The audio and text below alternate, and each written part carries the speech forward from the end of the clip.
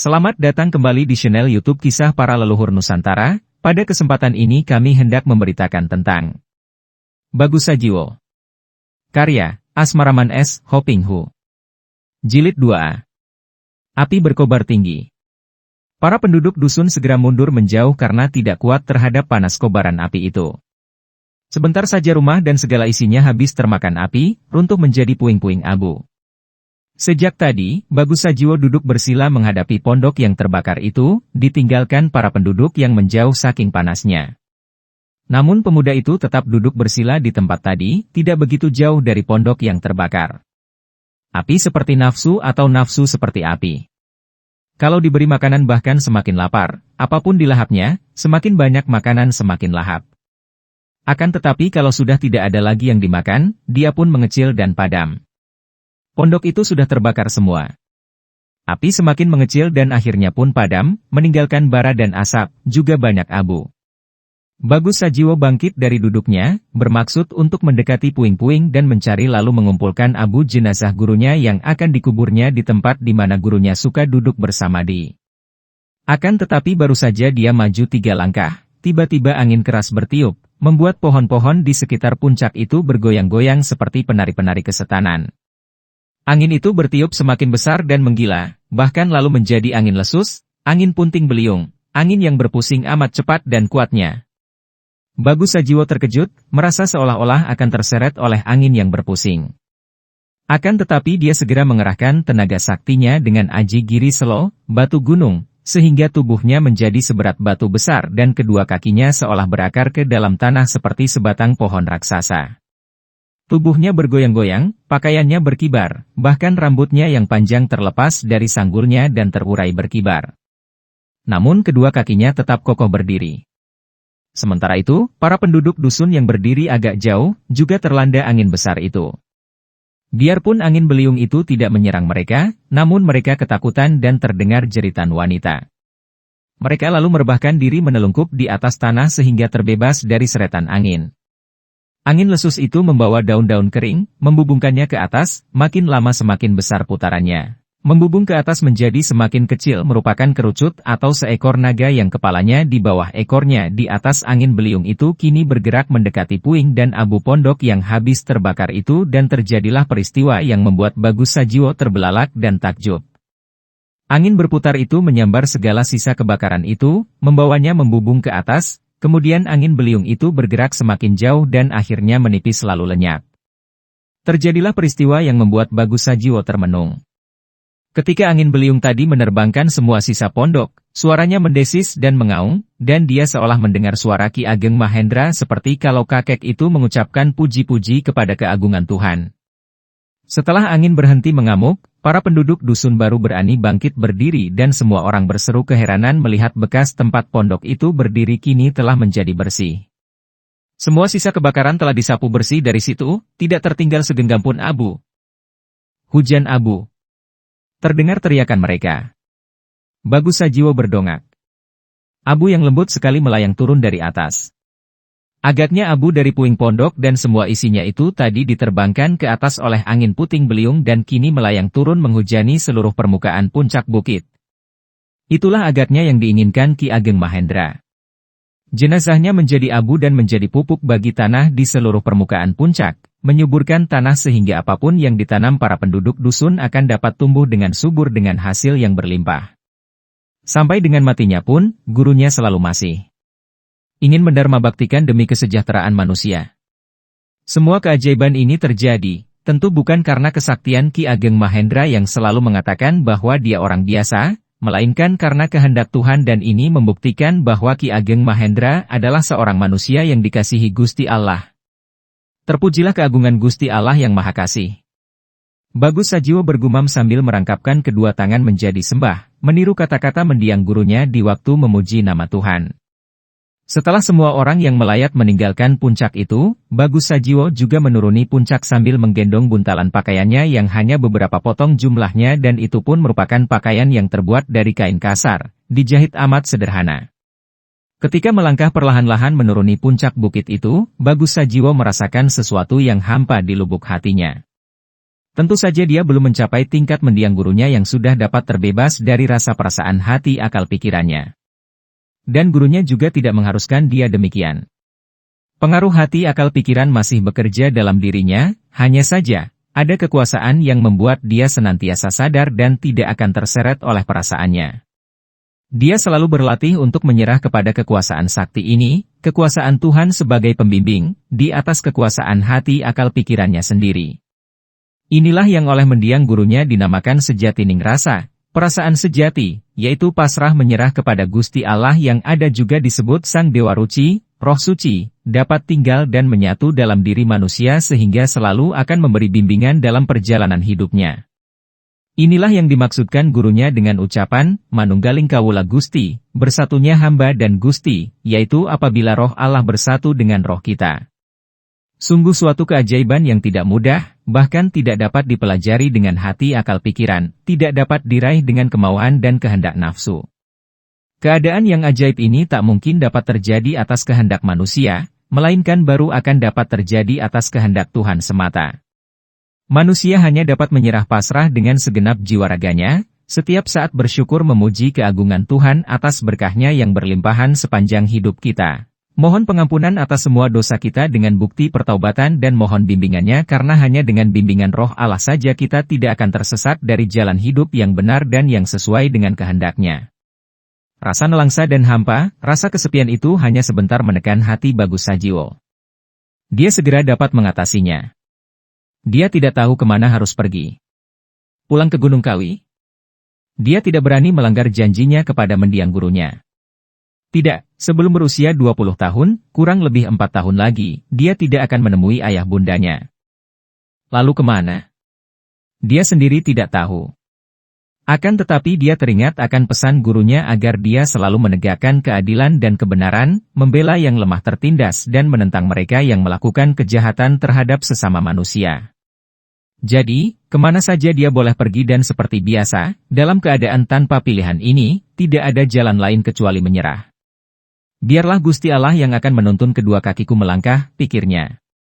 Demikianlah, Bagus Sajiwo hanya melangkah saja, menghindari jalan yang licin dan sukar, menuruni bukit dan tanpa dia sengaja, kedua kakinya menuruni bukit itu ke sebelah barat. Kegagalan serangan Mataram terhadap Kompeni Belanda selama 2 kali berturut-turut, tahun 1628-1629, membuat Kompeni Belanda mengubah politiknya. Kini mereka lebih berhati-hati dan sikap mereka tidak sekeras dulu. Mereka berusaha mendekati Sultan Agung melalui kadipaten-kadipaten, terutama kadipaten yang berada di sepanjang pesisir Laut Utara. Mereka secara royal mengirim hadiah-hadiah dan tidak terlalu memaksakan kehendak mereka. Untuk sementara mereka merasa puas dengan hasil keuntungan dari perdagangan. Juga mereka tidak terlalu percaya lagi kepada para penduduk pribumi yang tadinya menjadi antek mereka, karena banyak di antara penduduk yang berkhianat kepada Kompeni.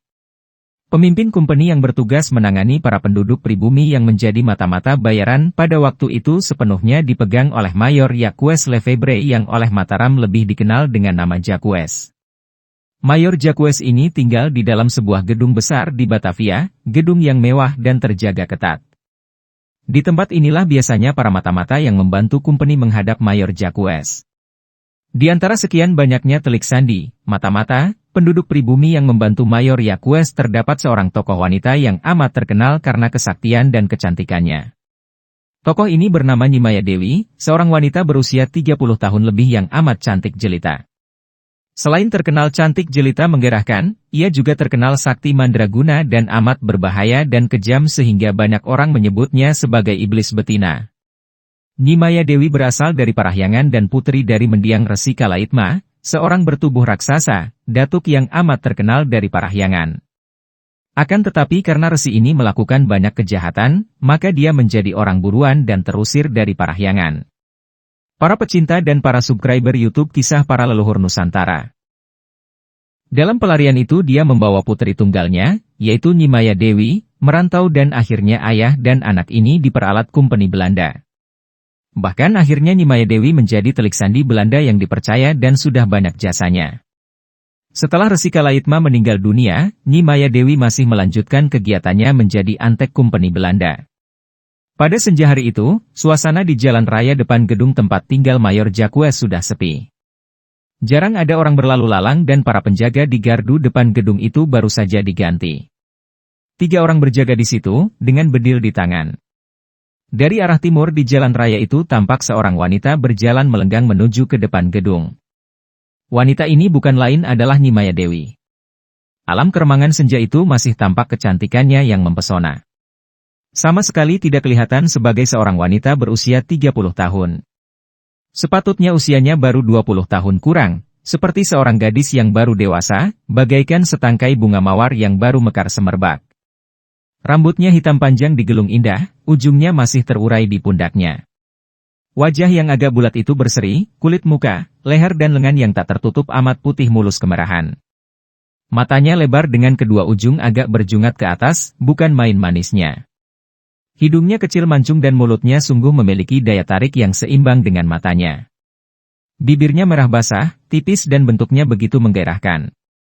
Sungguh Nimaya Dewi merupakan seorang wanita yang ayu manis, memiliki kecantikan yang khas dari para mojang parahyangan. Bentuk tubuhnya juga amat menggairahkan, dengan lekuk lengkung yang sempurna dan tepat pada ukurannya yang serasi. Lenggangnya lemah gemulai seperti seorang yang sedang menari, membuat siapapun juga yang berpapasan dengannya pasti menengok berulang kali sampai jalannya menabrak sesuatu di depannya. Yang lebih menarik lagi adalah karena pada kerling matanya yang setajam pedang pusaka, senyum bibirnya yang semanis madu itu mengandung kegenitan yang merangsang dan menantang. Akan tetapi, saat ia melenggang menuju ke arah gedung besar itu, wajah yang ayu itu seolah terselubung awan. Bahkan sepasang mata yang seperti bintang kejora itu menerawang, seolah melamun. Jelas bahwa ada sesuatu yang tidak menyenangkan hatinya mengganggu pikirannya. Nimaya Dewi pada saat itu merasakan sesuatu yang belum pernah ia rasakan. Ia melihat segala sesuatu sebagai penglihatan yang tidak menyenangkan, bahkan menyebalkan. Segala sesuatu tampak menjemukan. Ia seperti kehilangan sesuatu, kehilangan gairah hidup. Ia tidak tahu bahwa semua ini merupakan tanda-tanda bahwa ia sudah merasa jenuh dengan segala yang didapatinya dalam kehidupan. Pergaulannya dengan pria-pria tampan sekehendak hatinya, ia tinggal pilih. Namun semua itu kini terasa menjemukan. Ia tidak menemukan kebahagiaan sejati dalam semua kesenangan itu. Seperti orang kekenyangan yang akhirnya merasa muak dengan apa yang tadinya ia anggap sebagai sesuatu yang menyenangkan dan membahagiakan. Ia kehilangan sesuatu, dan sesuatu itu, tanpa ia sadari, adalah cinta kasih. Banyak ia bertemu pria yang seolah memujanya, akan tetapi semua itu kini terasa memuakkan karena pemujaan itu hanya lahiriah belaka, hanya karena nafsu berahi. Tidak pernah ia merasakan adanya cinta kasih yang sejati. Dan agaknya ia haus akan perasaan itu, haus akan cinta. Ia rindu menemukan orang yang benar-benar mencintanya, bukan sekedar menyenangkan tubuhnya yang cantik menarik. Ia muak akan semua kesenangan yang selama ini mudah diraihnya. Harta benda membosankan. Pemuasan nafsu berahi akhirnya juga menjemukan, bahkan memuakkan karena di balik semua keindahan itu ia mulai melihat kekotoran nafsu berahi. Sudah berbulan-bulan ia merasakan semua ini. Ia ingin lari dari semua kesenangan itu. Ia tidak membutuhkannya lagi. Ia membutuhkan sesuatu yang lain, yang tidak pernah dikenalnya. Ia merindukan sesuatu yang lain dan jiwanya seolah membisikkan bahwa selama ini ia telah meniti jalan yang semakin menjauhkannya dari sesuatu yang dirindukannya itu. Perasaan itulah yang membawa Nimaya Dewi pada sore hari itu ke Batavia. Ia ingin menemui Mayor Jacques yang selama ini menjadi atasannya. 3 orang serdadu Belanda yang bertugas jaga di dalam gardu depan rumah gedung Mayor Jacques melangkah keluar gardu dan memalangkan bedil mereka ketika melihat Nimaya Dewi melangkah masuk ke pekarangan. Akan tetapi mereka bertiga terpesona ketika melihat wanita yang tersorot sinar lampu yang tergantung di depan gardu penjagaan. Mereka terbelalak dan seolah tidak percaya kepada pandang mata mereka sendiri. Wanita itu begitu cantiknya, melebihi semua gambaran hayal mereka. Mereka tidak mengenal Nimaya Dewi dan hal ini tidaklah mengherankan karena biarpun wanita itu merupakan pembantu yang amat penting dari Mayor Jacques, namun sebagai seorang mata-mata tentu saja kehadirannya selalu dirahasiakan. "Siapakah engkau, Nona? Ada keperluan apakah Nona masuk ke sini?" Sikap 3 orang itu dan pertanyaan ini yang tadinya akan dilakukan dengan keras, menjadi ramah bahkan ketiganya tersenyum simpul. Seperti biasa dilakukan para laki-laki kasar berhadapan dengan wanita cantik. Nyi Maya Dewi sedang kesal hati ya. Melihat 3 orang serdadu Belanda yang kulit mukanya kemerahan dan mulut mereka mengeluarkan bau minuman keras itu mendekatkan muka mereka kepadanya sambil cengar-cengir, ia melangkah mundur. Tidak perlu kalian ketahui siapa aku. Laporkan saja kepada Mayor Jacques agar dia keluar menemui aku. Kata Nyi Maya Dewi dengan suara kering. Seorang di antara 3 serdadu itu, yang mukanya merah karena kebanyakan minum bir dan agaknya menjadi pemimpin mereka, melangkah maju mendekati Nyi Maya Dewi. Tidak bisa, Nona Manis. Untuk melapor ke dalam kami harus tahu lebih dulu siapa engkau dan apa keperluanmu. Mari, masuklah dulu ke dalam gardu, kami akan memeriksamu lebih dulu. Siapa tahu engkau mempunyai niat jahat? Si muka merah itu menjulurkan tangannya dan menangkap lengan kiri Nyi Maya Dewi. Keparat. Wanita yang sedang kesal hatinya itu menjadi marah. Sekali menggerakkan tangan, ia sudah menampar pipi serdadu itu. Plak. Serdadu itu terpelanting dan mengaduh. Beberapa buah giginya rontok dan pipinya menjadi bengkak. 2 orang kawannya cepat maju untuk menangkap wanita itu. Akan tetapi mereka disambut tamparan tangan yang bergerak dengan cepat dan kuat sekali. Plak-plak. 2 orang serdadu itu pun terpelanting roboh.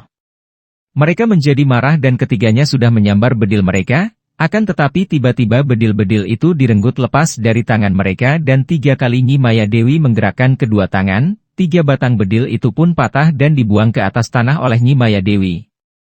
Melihat ini, 3 orang serdadu itu terkejut setengah mati, juga ketakutan karena peristiwa itu mengingatkan mereka akan cerita tentang setan-setan yang katanya banyak berkeliaran di waktu malam.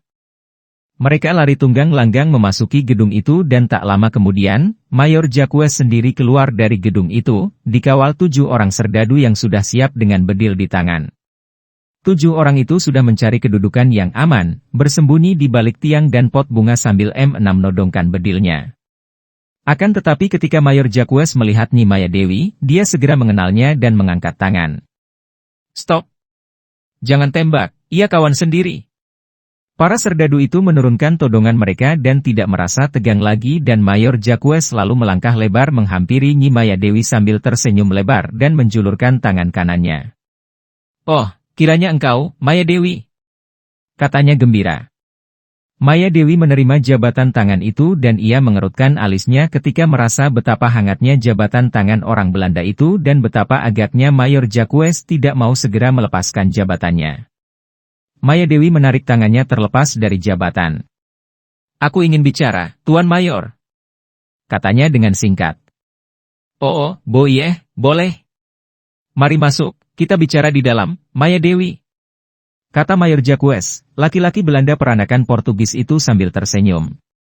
Mayor yang usianya kurang lebih 45 tahun ini memang sudah lama sekali tergila-gila kepada Maya Dewi, akan tetapi wanita itu tidak pernah mau melayaninya. Mereka lalu memasuki gedung besar itu. Diam-diam Mayor Jacques yang sudah tahu benar betapa sakti dan berbahayanya Nyi Maya Dewi, memberi isyarat kepada 7 orang serdadu pengawalnya. Mereka lalu mengikuti 2 orang itu dari belakang dan ikut memasuki ruangan luas di mana Mayor itu mengajak Maya Dewi duduk dan bicara. Maya Dewi teringat beberapa bulan, atau kurang lebih setahun yang lalu, sebelum Batavia diserbu untuk kedua kalinya oleh Mataram, ia sering duduk mengadakan perundingan dengan mayor ini dan pembesar kumpeni lain, dihadiri pula oleh datuk yang memusuhi Mataram dan yang rela menjadi antek kumpeni, seperti Kiai Sidi Kawasa, Aki Somat, Wiku Menak Koncar, dan masih banyak lagi. Akan tetapi mereka semua telah tewas dalam perang melawan Mataram. Ia beruntung dapat meloloskan diri.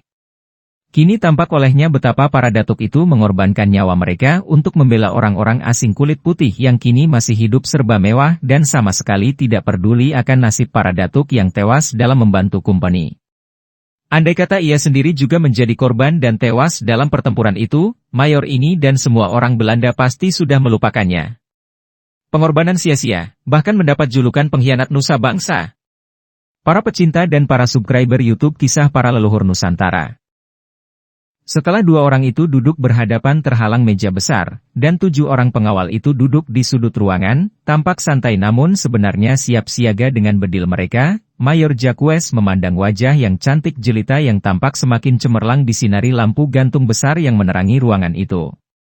Dia melihat betapa wajah Ayu itu keruh. Alis yang kecil hitam panjang melengkung itu berkerut dan bibir manis yang biasa mengembangkan senyum menggairahkan itu kini agak cemberut. Zo, Maya Dewi, senang sekali hatiku dapat bertemu denganmu.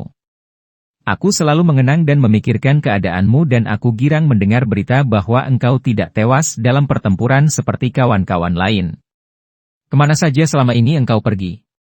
Dengan alis berkerut dan sinar mata penasaran Maya Dewi memandang Belanda itu lalu berkata dengan nada sinis. Tuan, Kumpeni mendapat kemenangan dan kami yang membantu menjadi tumbal, mati konyol.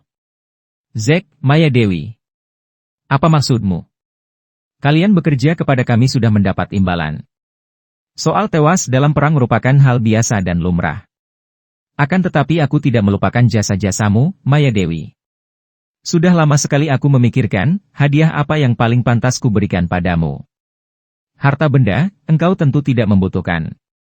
Aku lalu mengambil keputusan. Dia menoleh ke arah para serdadu yang duduk di sudut ruangan, tidak terlalu dekat dengannya dan melanjutkan dengan suara lirih. Bagaimana kalau engkau kuangkat menjadi istriku, menemaniku hidup di sini? Kau tahu, Maya Dewi, aku berada di Batavia, seorang diri dan aku. Aku suka sekali denganmu. Maya Dewi merasa muak. Semua pria mengatakan cinta padanya. Entah sudah berapa kali ia terkecoh.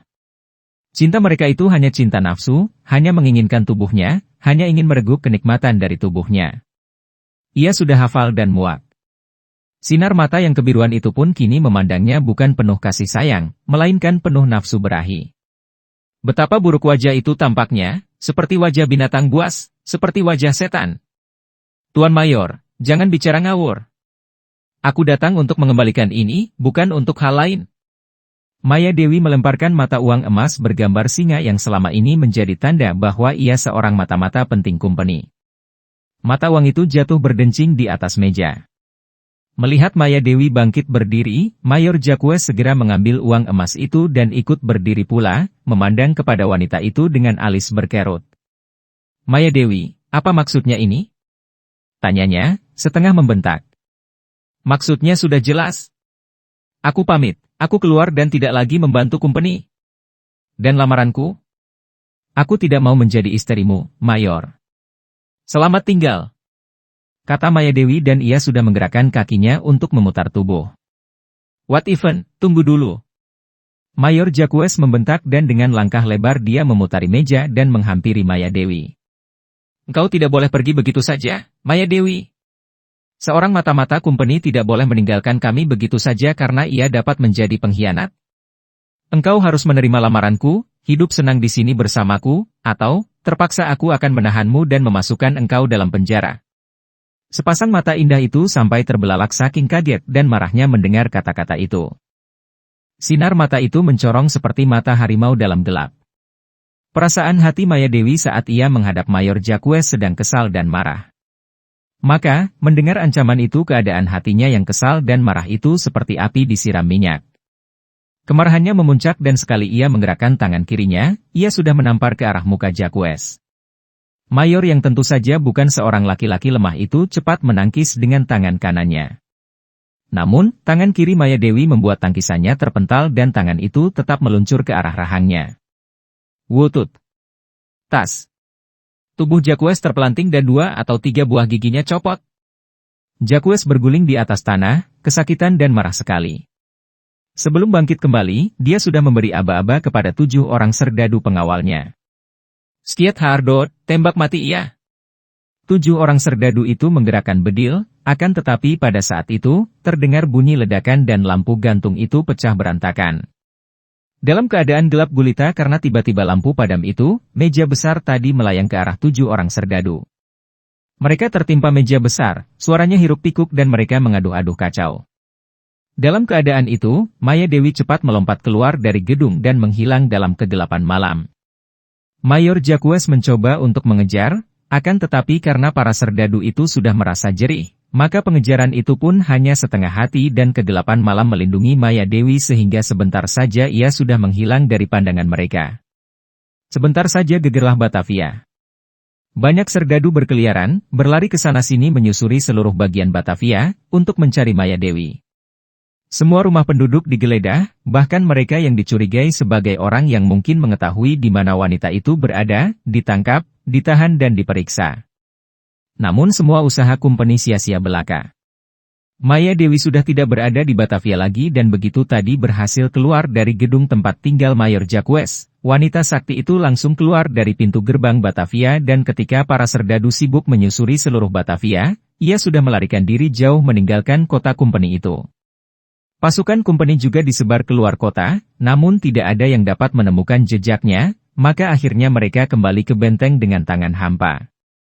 Maya Dewi meninggalkan Batavia dan merantau, mencari sesuatu yang selama ini diam-diam amat dirindukannya, yang selama ini seolah tak pernah dapat diraihnya. Ia sebetulnya sudah memiliki segala yang dapat dicapai oleh usaha manusia, segala macam bentuk kesenangan duniawi. Ia seorang wanita yang cantik jelita, yang dapat membuatnya bangga karena hampir semua pria yang melihatnya tentu menjadi tertarik dan banyak yang tergila-gila. Ia juga memiliki kesaktian yang hebat, yang membuat ia merasa aman dan bahkan dapat memaksakan semua kehendaknya kepada orang lain. Ia tidak pernah kekurangan apapun karena dengan kepandaiannya yang hebat, ia bisa mendapatkan benda apa saja yang dikehendakinya biarpun itu dilakukannya dengan cara mencuri, merampas atau dengan cara apapun juga. Bahkan dengan aji kesaktiannya itu, ia bisa mendapatkan semua laki-laki yang menarik hatinya dengan pengaruh aji pengasihannya. Ia juga dapat mempertahankan kecantikannya, membuatnya tampak selalu seperti seorang gadis muda. Dan selama kurang lebih 10 tahun ini, ia sudah memuaskan segaya nafsunya, apapun yang ia inginkan ia dapat memperolehnya. Segala macam kesenangan telah direguknya sepuas-puasnya, menggunakan segaya cara. Ia tidak pantang melakukan perbuatan jahat yang bagaimanapun kejinya demi mencapai apa yang diinginkannya. Akan tetapi, makin banyak kesenangan yang dilahapnya, ia menjadi semakin lapar. Semakin banyak kesenangan diteguknya, ia menjadi semakin haus. Bahkan lebih dari itu, ia mulai merasakan kebosanan yang hebat. Apa yang semula terasa manis, kini berubah menjadi pahit, apa yang semula terasa enak, kini menjadi memuakkan. Apa yang tadinya dirasakan sebagai suatu kesenangan, kini menjadi kekesalan. Bosan, bosan, dan bosan. Kebosanan ini yang membuat ia merasa sengsara. Ia merasa hidupnya hampa, tak berarti. Ia merindukan sesuatu, tanpa ia mengerti apa sesuatu yang dirindukannya itu. Tertindih perasaan yang membuatnya merana dan merasa sengsara, membuat ia teringat akan pantai Laut Kidul di mana ia dahulu pernah bertapa memperdalam ilmu-ilmunya. Maka, ia pun melangkahkan kakinya menuju ke sana. Di sepanjang perjalanannya, Maya Dewi melihat betapa sesuatu yang dirindukannya namun yang tidak diketahuinya apa itu dimiliki oleh banyak orang yang ditemuinya dalam perjalanan itu. Ia melihat sekumpulan anak-anak berusia antara 5 sampai 10 tahun bermain-main di anak sungai. Mereka terjun ke air, berkecimpung, tertawa-tawa, bertelanjang dan bersorak-sorai. Ada sesuatu yang lebih dari sekedar kesenangan terpancar pada wajah dan pandang mata mereka yang berbinar-binar, terdengar dalam suara teriakan dan tawa mereka. Dia melihat suami istri yang sedang bekerja di ladang yang laki-laki mencangkul, yang perempuan mencabuti rumput yang mengganggu tanaman kacang mereka dan sambil bekerja, si istri bertembang. Tembang kinanti yang sederhana saja, model dusun, dengan suara yang sederhana dan agak sumbang. Lalu sambil bersembunyi ia melihat suami istri itu berhenti, mengaso dan duduk di galengan, pematang, dan makan singkong rebus, minum air kendi sambil bercakap-cakap. Para pecinta dan para subscriber YouTube Kisah Para Leluhur Nusantara. Suami istri itu berusia kurang lebih 40 tahun. Sang suami merupakan seorang laki-laki dusun yang sederhana wajahnya, sederhana pula pakaiannya, tidak tampan atau menarik. Demikian pula sang istri, wanita dusun. Biasa, bahkan condong buruk wajahnya, gembrot bentuk tubuhnya, tidak menarik. Adapun hidangan yang mereka makan itu teramat sederhana, hanya singkong rebus dan air kendi. Akan tetapi, Maya Dewi bengong melihat kenyataan yang dihadapinya. Suami istri itu makan dengan enak dan lahapnya, minum air kendi dengan segarnya sampai ia harus menelan ludah sendiri karena timbul selera melihat mereka makan demikian lezat. Dan ketika bercakap-cakap, suami istri itu saling pandang, saling senyum dan kembali Maya Dewi menangkap sesuatu itu, sesuatu yang tidak pernah ia rasakan. Maya Dewi menghela napas, makin merasa betapa hampa hidupnya, Nelangsa hatinya dan ketika ia meninggalkan suami istri itu, wajahnya agak pucat dan 2 butir air menggantung di pelupuk kedua matanya. Ia melanjutkan perjalanan, mengingat-ingat. Sepanjang pengalamannya dalam kehidupan yang sudah 30 tahun lebih ini, ia sudah merasakan segaya macam kesenangan. Akan tetapi semua itu kini terasa hampa, tidak ada artinya dan berakhir dengan kebosanan. Banyak orang bicara tentang kebahagiaan. Semula ia mengira bahwa ketika memuaskan nafsu-nafsunya, ia telah mencapai kebahagiaan. Namun kenyataannya tidak demikian. Ia hanya mengunyah kesenangan yang akhirnya hanya mendatangkan kebosanan dan kemuakan. Kebahagiaan? Rasanya, belum pernah ia menyentuhnya, atau belum pernah ia disentuh kebahagiaan. Apa dan bagaimana rasanya kebahagiaan itu? Di mana tempatnya dan bagaimana mendapatkannya? Ia ingin mencari, ingin menemukan, ingin memilikinya. Ketika ia tiba di luar sebuah dusun, ia berpapasan dengan seorang anak laki-laki berusia sekitar 10 tahun, menunggangi seekor kerbau gemuk sambil meniup suling bambu. Tiupan sulingnya biasa-biasa saja, bahkan tembang yang dimainkannya dengan suara suling itu agak kacau dan sumbang. Namun, Maya Dewi merasakan sesuatu yang luar biasa, merasakan suasana yang penuh damai dan indah pada wajah dan tubuh anak yang duduk agak bergoyang-goyang terbawa gerakan kerbau yang melangkah perlahan-lahan itu. Tenang dan damai, suatu keadaan yang hampir ia lupakan karena selama bertahun-tahun ini tak pernah ia merasakannya. Kebahagiaan yang mencuat dari suasana yang ditimbulkan bocah bertiup suling itu terasa olehnya dan ia merasa betapa hidupnya semakin hampa sehingga ia seolah kehilangan gairah hidup. Hidup terasa demikian tidak menyenangkan hatinya.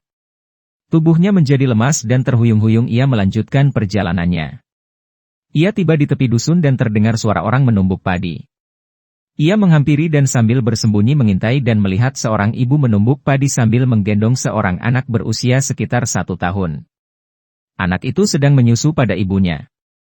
Juga pada wajah sang ibu yang sederhana dan miskin itu tampak sinar kebahagiaan itu. Bekerja keras, sambil menyusui anaknya lagi. Dan wajah anak itu tampak demikian nikmat menyusu ibunya. Semua ini kembali memukul perasaan Maya Dewi dan ia tidak tahan melihat lebih lama lagi. Ia berlari keluar dari dusun dan baru berhenti ketika tiba di tepi sebuah sungai kecil. Seorang kakek bercaping lebar sedang duduk di bawah pohon di tepi sungai itu. Dia sedang memegangi sebatang tangkai pancing. Rupanya sedang memancing ikan. Wajahnya begitu tenang, penuh kedamaian dan kesabaran memandang kepada tali pancing yang bergerak-gerak terbawa aliran air sungai. Maya Dewi tertegun.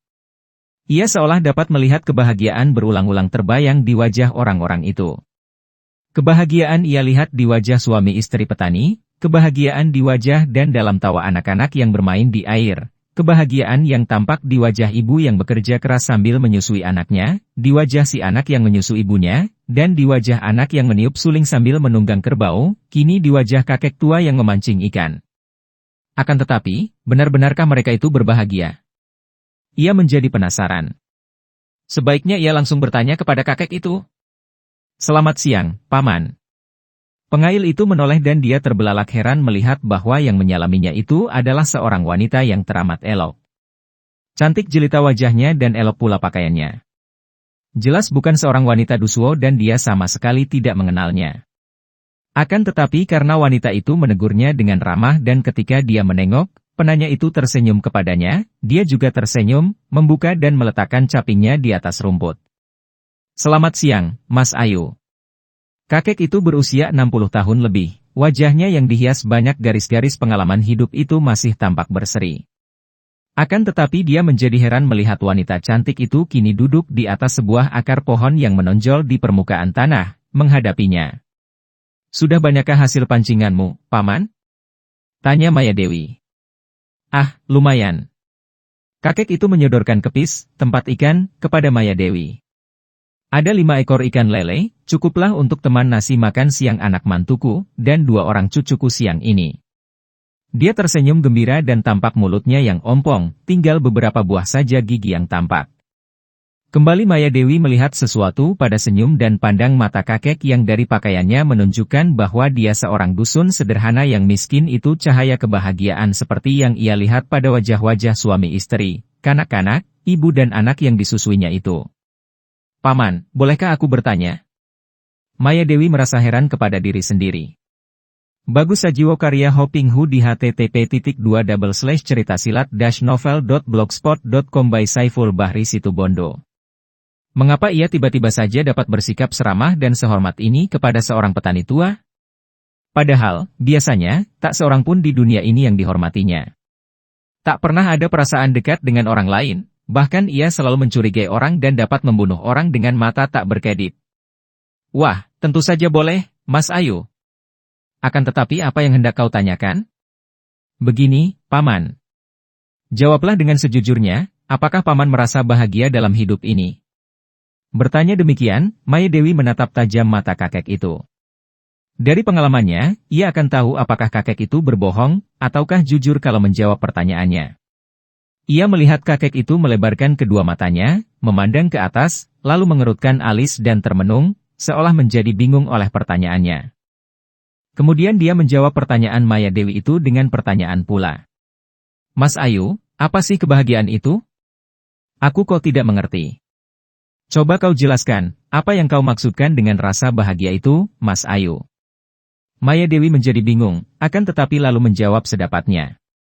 Rasa bahagia itu adalah rasa tenteram, rasa senang gembira, riang, tidak bosan, tidak susah, tidak takut, tidak merasa hampa, tidak kesepian, tidak kesal, tidak. Maya Dewi bingung sendiri. Kakek itu tertawa, merasa lucu. Oh begitukah? Jadi kau maksudkan dengan pertanyaan tadi, apakah aku tidak merasa bosan, tidak susah, tidak takut, tidak kesal, dan sebagainya lagi itu? Karena ia sendiri bingung, Maya Dewi mengangguk. Ya, begitulah kira-kira. Kalau itu yang kau tanyakan, Mas Ayu, pada saat ini aku memang tidak merasa bosan, tidak susah, tidak kesal, tidak takut, tidak kesepian dan sebagainya itu. Nah, kalau begitu engkau bahagia Paman? Bahagia. Kakek itu menggaruk-garuk kepalanya yang penuh uban. Aku? Bahagia? Entahlah. Yang jelas, aku merasa senang, sudah memperoleh 5 ekor ikan lele yang dapat menggembirakan keluarga kami. Akan tetapi bahagia. Apa sih itu? Aku. Maaf, Mas Ayu, aku tidak butuh itu. Permisi, Mas Ayu, aku ditunggu anak, mantu dan cucu-cucuku. Pengail itu lalu mengangkat pancingnya, mengambil kepisnya dan memakai capingnya, lalu pergi dari situ menuju ke dusun di sana. Maya Dewi duduk termenung. Pengail itu berada dalam keadaan yang sama sekali berlawanan dengannya. Kalau ia merasa kecewa, kesal, sedih, hampa, kesepian, bosan, maka orang itu sama sekali tidak mempunyai perasaan yang serba tidak enak di hati itu. Kalau ia mencari dan membutuhkan bahagia, orang itu sama sekali tidak membutuhkannya. Bagaimana bisa begitu? Apakah ini yang menjadi sebab maka ia tidak merasa bahagia? Dan orang itu, si pengail orang dusuti miskin sederhana, yang sudah merasa begitu gembira mendapatkan 5 ekor ikan lele kecil, justru merupakan orang bahagia? Maya Dewi menggeleng kepalanya, merasa nelangsa. Ia merasa seperti menghadapi teka-teki. Ia bangkit tanpa semangat, akan tetapi lama-kelamaan ia menjadi penasaran sekali dan ia segera mengerahkan tenaga dan berlari cepat seperti terbang, menuju ke selatan. Ia ingin menjauhkan diri dari semua keramaian, bertapa seperti dulu. Kalau dulu ia bertapa untuk memperdalam ilmu-ilmunya, kini ia ingin bertapa untuk mencari dan merasakan apa yang dinamakan bahagia itu. Para pecinta dan para subscriber YouTube Kisah Para Leluhur Nusantara. Dengan simpanan hartanya yang banyak berupa emas permata, Maya Dewi menyuruh para ahli bangunan membangun sebuah rumah mungil dan indah di atas tanah yang amat luas di sebuah bukit kecil di Pegunungan Wilis. Ia membeli tanah di seluruh bukit itu dari Kedemangan Pakis yang berada di kaki bukit, lalu dibangunnya sebuah rumah. Juga ia membuat sebuah taman yang luas dan indah di sekeliling rumahnya. Bukan hanya tanaman bunga beraneka warna yang berada di taman, melainkan juga pohon-pohon buah-buahan. Baru beberapa bulan saja Maya Dewi tinggal di bukit yang ia miliki dan ia beri nama Bukit Keluung itu, tempat itu segera menjadi amat terkenal. Maya Dewi dikenal sebagai seorang wanita yang bukan hanya cantik jelita, akan tetapi juga tidak suka berhubungan dengan para penduduk di sekitar Pegunungan Wilis. Ia hidup menyendiri seperti seorang pertapa. Hanya kalau ia membutuhkan bumbu-bumbu masak dan segala kebutuhan lain, maka ia turun dari Bukit Keluung untuk berbelanja. Penduduk di sekitar daerah itu amat kagum kepadanya karena kecantikannya, akan tetapi juga takut setelah mengetahui bahwa wanita cantik jelita itu adalah seorang yang sakti mandraguna. Beberapa kali, para lelaki yang berani kurang ajar kepadanya, dihajar setengah mati. Apalagi setelah Ki Sentolo seorang gegeduk, jagoan, yang ditakuti orang, bahkan namanya terkenal sampai di Kadipaten Madiun, dengan congkaknya mengunjungi rumah Maya Dewi dengan maksud untuk menundukkannya. Banyak penduduk diam-diam mengikutinya dari jarak jauh untuk melihat apa yang akan terjadi. Akan tetapi, laki-laki berusia 40 tahun yang bertubuh raksasa ini ketika bertemu dengan Maya Dewi, setelah berani mengucapkan kata-kata dan memperlihatkan sikap kurang ajar, lalu dihajar sampai setengah mati oleh wanita cantik jelita itu. Beruntung sekali Ki Sentolo bertemu dengan Maya Dewi sekarang. Kalau saja dia kurang ajar terhadap Maya Dewi 2 tahun yang lalu, tentu dia sudah mati. Entah apa yang terjadi dalam hati Maya Dewi, kini ia bahkan bosan melakukan pembunuhan dan kekerasan perangainya tidak seperti dulu lagi. Ia seolah kehilangan semangatnya. Dihajarnya Ki Sentolo membuat nama Nyi Maya Dewi terkenal sekali. Mulailah para datuk dan orang-orang yang memiliki kesaktian mendengar bahwa Nyi Maya Dewi yang tadinya mereka anggap telah menghilang dan tidak pernah muncul lagi semenjak perang di Batavia selesai itu ternyata kini tinggal di Bukit Keluung di Pegunungan Wilis. Bahkan mereka yang tadinya belum pernah mengenalnya, kini mendengar bahwa Nyi Maya Dewi adalah seorang wanita yang cantik jelita seperti Dewi Kahyangan, masih gadis, belum mempunyai suami, dan kaya raya. Hal ini amat menarik perhatian tokoh-tokoh sakti yang masih hidup membujang. Istri seperti itulah yang mereka inginkan. Cantik jelita, sakti, dan kaya.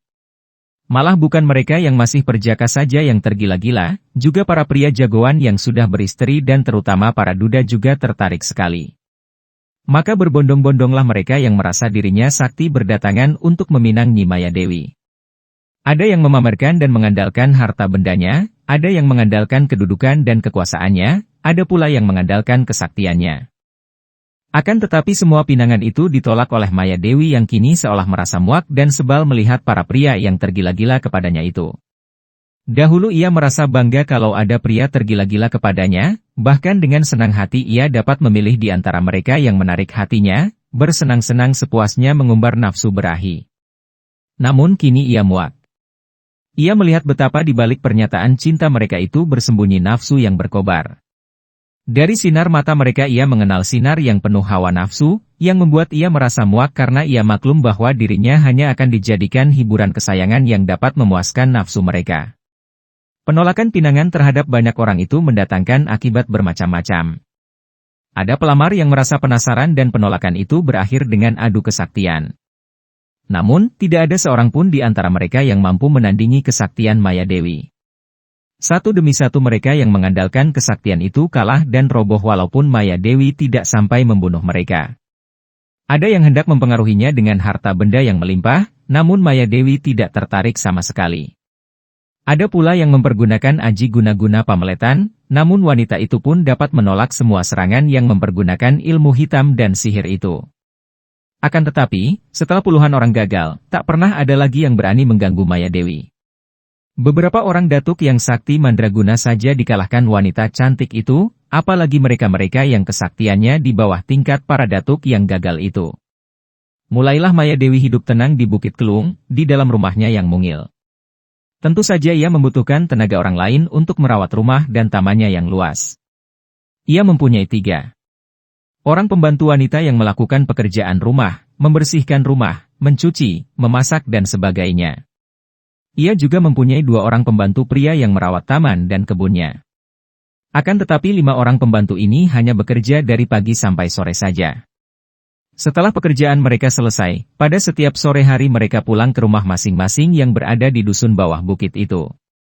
Mereka tidak banyak mengetahui tentang diri majikan mereka yang cantik jelita dan penuh rahasia itu. Pada suatu sore di puncak Bukit Keluung, Maya Dewi duduk seorang diri di beranda rumahnya. 5 orang pembantunya sudah pulang. Matahari sudah condong ke barat. Maya Dewi duduk melamun, teringat akan masa lalunya, di waktu ia masih remaja dan tinggal di Parahyangan. Ia teringat akan keluarganya, Resi Kalaitma ayahnya, Minarsih ibunya, dan seorang kakaknya bernama Chandra Dewi. Ketika ibunya meninggal dunia, ia berusia 13 tahun dan hidup bersama ayahnya dan kakaknya, Chandra Dewi yang ketika itu berusia 15 tahun. Ayahnya menggembleng mereka berdua dengan ilmu-ilmu tinggi, aji-aji kesaktian. Ketika ia berusia 18 tahun dan Chandra Dewi berusia 20 tahun, ayahnya ingin memperisteri Chandra Dewi yang merupakan anak tirinya, bawaan dari Minarsi. Chandra Dewi menolak, bahkan melarikan diri dan minggat. Bahkan para penguasa kerajaan Parahyangan menentangnya sehingga terpaksa Resi Kalaitma mengajak ia melarikan diri meninggalkan Parahyangan dan mengembara ke daerah Mataram di timur. Ia tidak tahu di mana adanya kakak tirinya itu. Ia masih ingat betapa cantiknya Chandra Dewi, akan tetapi kakaknya itu mempunyai watak aneh. Chandra Dewi mempunyai kecondongan untuk menjadi pertapa setelah mempelajari kitab-kitab Weda dari agama Hindu. Ia bahkan pernah mengatakan bahwa ia ingin hidup membujang selamanya. Tidak akan pernah menikah dan hidup sebagai seorang pendeta? Tentu saja ketika ayah tirinya hendak menjadikannya istri pengganti ibunya, ia menolak keras dan minggat. Ia pun masih ingat betapa kakaknya itu memiliki hati yang keras seperti baja. Maya Dewi menghela napas paujang. Kini terasa olehnya bahwa selama hidupnya, baru satu kali ia merasakan kasih sayang yang tulus, kasih sayang yang tanpa pamrih, yaitu kasih sayang dari mendiang ibunya. Agaknya kasih sayang seperti itulah yang menjadi satu di antara sebab ia murung dan kesal seperti sekarang ini. Ia kehilangan kasih sayang. Berderapnya kaki kuda membuat Maya Dewi sadar dari lamunannya. Ia mengangkat muka dan melihat dua orang laki-laki melarikan kuda tunggangan mereka mendaki puncak dan kini telah berada di luar pintu pekarangan rumahnya. Maya Dewi memandang penuh perhatian. Mereka itu seorang kakek pendek gemuk dan seorang pemuda tinggi kurus berwajah tampan dan gagah. Maya Dewi mengerutkan alisnya. Tentu orang yang datang ini hendak meminangnya, pikirnya kesal. Ia tetap duduk diam tidak mengacuhkan sampai kedua penunggang itu melompat turun dari atas punggung kuda mereka, menambatkan kuda pada pohon yang tumbuh di pekarangan, lalu melangkah menghampiri beranda di mana Maya Dewi duduk seorang diri. "Selamat sore, Nimas Ayu." Terdengar suara lantang pria berusia sekitar 32 tahun itu. Dia bertubuh tinggi kurus namun tegap dan kokoh, pakaiannya indah dan mewah sehingga sekali pandang saja Maya Dewi dapat menduga bahwa pemuda itu tentu seorang bangsawan. Wajahnya tampan dan gagah, pandang matanya tajam, kulitnya coklat gelap. Di pinggangnya tergantung sebatang pedang yang sarungnya terukir indah. Di daerah kerajaan Banten, pemuda ini bukan merupakan tokoh asing. Bahkan dia terkenal sekali karena pemuda ini adalah seorang pangeran. Namanya Raden Jaka Bintara, seorang pangeran beribu selir. Selain berkedudukan tinggi sebagai seorang pangeran, terhormat dan kaya raya, dia juga seorang yang sakti karena Jaka Bintara ini adalah murid tersayang dari mendiang Kiai Sidi Kawasa, seorang datuk dari Banten. Nama besar Nyi Maya Dewi, yang dikabarkan secantik Dewi Kahyangan dan kini sedang mencari jodoh, demikian kabar angin itu tersiar, menarik perhatian Jaka Bintara. Apalagi ketika mendengar bahwa Nyi Maya Dewi itu adalah adik dari Nyi Chandra Dewi yang namanya terkenal di Banten, dia menjadi semakin tertarik. Sudah lama dia mendambakan seorang istri yang selain cantik jelita, juga sakti mandraguna. Dia menemukan idaman hatinya itu pada diri Chandra Dewi yang juga cantik dan sakti, akan tetapi Chandra Dewi menolaknya dan Jaka Bintara tidak berani memaksanya karena Chandra Dewi adalah seorang wanita yang tinggi sekali kepandaiannya. Para pecinta dan para subscriber YouTube Kisah Para Leluhur Nusantara. Mendengar salam yang ditujukan kepadanya itu, Maya Dewi mengangkat muka, memandang kedua orang itu dan menjawab salam itu dengan sebuah pertanyaan yang tidak manis. "Siapakah kalian dan ada keperluan apa datang berkunjung ke rumahku?" Sambutan yang sama sekali tidak ramah itu tidak membuat Jaka Bintara kecewa. Dia malah tersenyum, sadar akan kegagahannya dan ketampanannya yang di daerahnya menarik hati banyak wanita. Dia seorang mata keranjang yang sudah bergaul dengan banyak wanita dan merasa yakin bahwa dia mampu menundukkan wanita termasuk Nyi Maya Dewi ini. Sejak tadi memandang wajah Maya Dewi, seketika dia sudah tergila-gila. Ternyata kecantikan wanita ini melebihi semua kabar yang didengarnya. Bukan main. Pandang mata itu, tarikan bibir itu. Menggairahkan dan menggemaskan. Juga dia agak tercengang melihat betapa wanita yang terkenal itu ternyata tampak masih muda sekali. Pantasnya baru berusia belasan tahun. Sejenak ia meragu. Benarkah ini wanita yang disohorkan itu? Sebelum menjawab pertanyaan tadi, aku ingin tahu lebih dulu. Benarkah Andika yang bernama Nyi Maya Dewi? Maya Dewi terpaksa mengangguk. Kalau benar, lalu engkau mau apa? Jaka Bintara tersenyum. Wah, sungguh senang sekali hatiku dapat bertemu denganmu, Nimas. Kita ini bukan orang lain, karena aku adalah murid mendiang Kiai Sidikawasa. Andika tentu mengenalnya dengan baik, bukan, ketika bersama-sama menentang Mataram? Maya Dewi mengerutkan alisnya. Ia tidak suka mendengar tentang semua itu. Masa lalu itu baginya kini menjemukan. Aku tidak ingin bicara tentang siapapun. Hayo katakan siapa kalian dan apa perlunya datang ke sini, atau lebih baik kalian cepat pergi meninggalkan tempat ini. Jawaban ketus ini tidak membuat Jaka Bintara mundur. Dengan wajah masih cerah tersenyum, dia berkata, Nimas Maya Dewi, aku adalah seorang pangeran. Dia berhenti, untuk melihat kesan yang didatangkan oleh pengakuan itu. Maya Dewi memang memandang heran, akan tetapi tidak terkejut. Bagi wanita yang sudah banyak pengalaman ini, tingginya kedudukan, banyaknya harta atau ketampanan wajah tidak lagi mempengaruhinya. Pangeran? Pangeran dari mana? Tanyanya, nadanya membayangkan tidak percaya. Aku adalah Pangeran Raden Jaka Bintara dari Kerajaan Banten. Dan ini adalah paman guruku, Kiai Gagak Mudra, adik seperguruan mendiang Kiai Sidikawasa. Perkenalkan, Nyi Maya Dewi. Kata kakek yang wajahnya penuh senyum tawar yang itu. Aku mengenal baik Nyi Chandra Dewi, bukankah ia kakakmu? Aku sudah mendengar tentang dirimu dari mendiang Kakang Sidikawasa. Akan tetapi nama-nama itu tidak mengubah sikap Maya Dewi yang kaku. Lalu, apa keperluan kalian datang ke sini? Tanyanya sambil menatap tajam wajah Jaka Bintara. Menghadapi sikap yang kaku dan suara ketus itu, diam-diam Jaka Bintara merasa penasaran dan tersinggung juga. Dia amat dipandang rendah. Betapapun cantik menariknya Maya Dewi, akan tetapi kalau bersikap sedingin itu terhadap dirinya, maka keangkuhannya sebagai seorang pangeran tersinggung. Sekali. Akan tetapi dia masih menekan perasaannya dan bersabar karena saat itu dia sudah tergila-gila akan kecantikan Maya Dewi. Nimas Maya Dewi. Aku mendengar berita bahwa Andika masih hidup sendiri, belum mempunyai suami. Kebetulan sekali aku pun belum mempunyai garwa padmi. Oleh karena itu aku sengaja jauh-jauh datang ini untuk meminangmu menjadi istriku. Marilah, Nimas. Andika kuboyong ke kerajaan Banten dan menjadi garwaku, hidup mulia, kaya raya, terhormat dan bahagia bersamaku di sana. Maya Dewi tersenyum mengejek. Sudah lama wanita ini tidak tersenyum dan kalau sekarang ia tersenyum, adalah karena ia mendengar Jaka Bintara mengeluarkan kata, bahagia. Itu. Ia tersenyum mengejek, bukan senyum karena hatinya senang. Bahagia? Aku tidak akan bahagia, bahkan semakin sengsara. Pergilah dan jangan ganggu aku. Aku tidak mau menjadi istrimu. Maya Dewi. Jaka Bintara kini membentak. Lupakah engkau lamaran siapa yang sekali ini kau tolak? Aku adalah Pangeran Banten. Maya Dewi juga menjadi marah dan ia bangkit berdiri dari tempat duduknya. Matanya mengeluarkan sinar kilat ketika ia membentak. Tidak peduli engkau pangeran, atau dewa, atau setan, aku tidak sudi menjadi istrimu. Nah, pergilah dari tempatku ini. Jari tangan kirinya menuding keluar untuk mengusir dua orang itu. Muka Jaka Bintara yang berwarna gelap itu menjadi semakin gelap.